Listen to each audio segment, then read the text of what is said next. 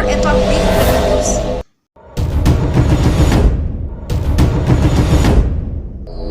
টেঙাখাটত নিশাত ব্যাপী ফুৰিছে গৰু চুৰি কৰা এটা বৃহৎ দল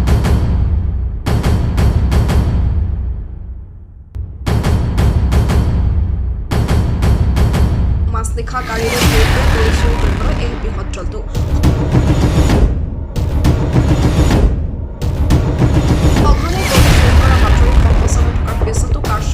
কাৰ মেনেজমেণ্টৰ ৰবি আলিয়ে বন্ধুৱে গৰু চুৰি কৰিবলৈ সাহস কৰিছে এই ৰিয়েলিটি মাজত এতিয়া চাঞ্চলৰ সৃষ্টি হৈছে যোৱা নিশা এগৰাকী প্ৰত্যক্ষদৰ্শীয়ে বৰ্ণনা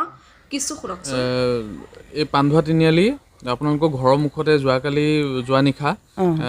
মানে গৰু উঠাই নিয়া বুলি পেলাই আমি শুনিছোঁ গতিকে আপুনি প্ৰত্যক্ষদৰ্শী হিচাপে আপুনি কি দেখিছিলে মই তেতিয়া গাড়ী এখন দেখিছিলোঁ তাৰপৰা প্ৰথমে গ'ল বাইক এখন তাৰপিছত স্কুটি এখন তাৰপৰা গাড়ীখন ঘূৰাই মেলি মানে ইয়াত ৰৈ আছোঁ তেতিয়া প্ৰথম চাত এটা গৰুটো গম পাই আছোঁ ধাম কৰি উঠাই দিছে তাৰপিছত দুটা উঠালে মই সিহঁতৰ ঘৰত ফোন কৰি দিলোঁ তাৰ অহাও দেৰি হ'ল বাৰু সিহঁতে অলপ মানে আৰু তাৰপিছত এনেই কেইটা গৰু উঠাইছে অনুমানিক তিনিটা ধৰিছোঁ তিনিটা মইতো কিমান সময়ত এটা 25ত নিশা হয় তাৰপৰা সিহঁতত এটা 37ত ফোন কৰিছিলোঁ মই ফোন কৰিছিলোঁ তাৰপিছত কি বুলি কয় আৰু মানে কিমান মানুহ আছিলে গতে লাগিছে 3জনমান আছে এজনেতো ধৰি আছে